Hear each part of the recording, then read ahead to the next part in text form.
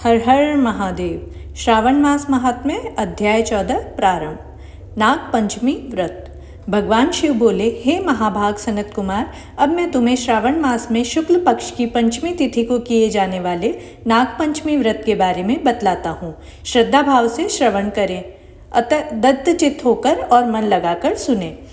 चतुर्थी तिथि को एक समय भोजन कर पंचमी तिथि को व्रत करें। उस दिन नक्त व्रत करना आवश्यक होता है। नक्त व्रत के पश्चात से बढ़ई अथवा कुम्हार से लकड़ी अथवा मिट्टी से 5 फनधारी सर्प बनवाकर उसका विधिवत पूजन करें। अपने निवास स्थान के बाहर दरवाजे पर गोबर से सर्प बनवाकर उसकी धूप तथा दूध से अर्चना करें। सुगंधित फूलों, अक्षत, दीप, धूप से उसकी अर्चना करें। ब्राह्मणों को भी भोजन में खीर दें और लड्डू का भोग लगाएं। 11 प्रकार के नाग अनंत, वास्तुकी, पद्मनाभ, शेष, कंबल, करकोटक, अश्व, धृतराज, शंखपाल, कालिय एवं तक्षक को दीवार पर हल्दी से अंकित करके और उसके साथ साथ माता कद्रू का भी चित्र बनाकर पुष्पादि से उनकी अर्चना करनी चाहिए। व्रती को चाहिए कि नाग देवता की अर्चना कर उनको दूध में घी और खांड मिलाकर पीने के लिए दे। व्रत वाले दिन रसोई में लोहे की कढ़ाई न इस्तेमाल करें और उसमें कोई भी पकवान न बनाएं। दूध और गेहूं की खीर बनाकर भुना हुआ चना, धान का लावा तथा भुने हुए धान नागों को खाने के लिए दें। स्वयं भी इसे भोजन के रूप में खाना चाहिए। अपने घर के सदस्यों सहित और बच्चों को भी यही खाना चाहिए।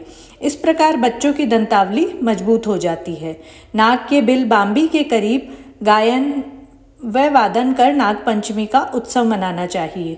नारियों को भी सभी प्रकार के श्रृंगार कर इस महोत्सव में भाग लेना चाहिए। इस प्रकार उत्सव मनाने पर प्राणी को जीवन भर सर्प भय नहीं रहता। शिव बोले, हे सनत कुमार, अब मैं प्राणी मात्र के हितार्थ तुम्हें कुछ कहता हूँ, अतः ध्यान मग्न हो मेरी बात सुने। केवल सांप को देखने से ही प्राणी को अधोगति प्राप्त होती है, क्योंकि सर्प सदैव ही तमोगुणी होता है। पहले कही गई विधि के अनुसार एक मुक्त आदि के नियम से ब्राह्मणों को बुलाकर प्रेम पूर्वक सर्प की अर्चना करनी चाहिए। इस प्रकार वर्ष भर में समस्त शुक्ल पक्षों की पंचमी तिथियों का व्रत करना चाहिए। वर्ष की समाप्ति पर पुनः शुक्ल पक्ष की पंचमी को नाग पूजन करना चाहिए। इस प्रकार नागों को भोजन देने के लिए साधु महात्माओं और ब्राह्मणों को भोजन करवाना चाहिए। इतिहासविद को स्वर्ण निर्मित सर्पदान में देना चाहिए। समस्त प्रकार की सामग्री के साथ सनवत्सा गौ को दान में देते समय यह मंत्र अवश्य उच्चारित करें कि प्रभु जो कि सर्वव्यापक है, सब कुछ प्रदान करने वाला है, कण कण में मौजूद है, अजेय है, उनको स्मरण कर उपवासक यह बोले, हे गोविंद, मेरे कुटुंब में हमारे पुरखों में से जो मनुष्य सांप के द्वारा काटने से अधोगति को प्राप्त हुए हैं, वे सब इस व्रत और दान कर्म से मोक्ष मुक्ति को प्राप्त हों।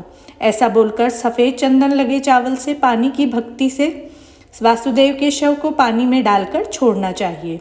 ऐसी विधि से पूजा, व्रत एवं दान से जो प्राणी उपवासक के वंश में सर्प द्वारा काटने से अधोगति को प्राप्त हुए होंगे या मरने वाले होंगे, हे मुनि, वे सब सर्प गति से स्वतंत्र हो सुरलोक को प्रस्थान कर जाएंगे। हे मुनि सत्तम, इस ढंग से व्रत करने वाला अपने वंश को उबारता है, वह अप्सराओं द्वारा पूजा जाता है, अंत में वह शिवलोक मोक्ष जाता है।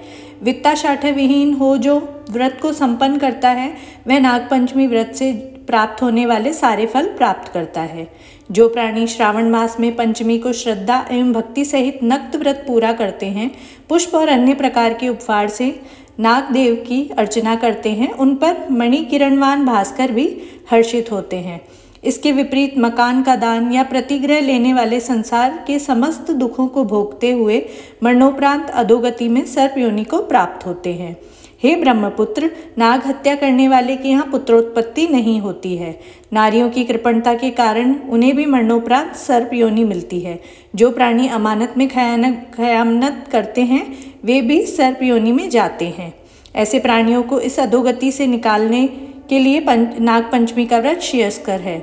शेषनाग और वासुदेव की विनती से हर्षित हो सदाशिव भगवान उन प्राणियों की सारी मनुच्छाओं को पूरा करते हैं।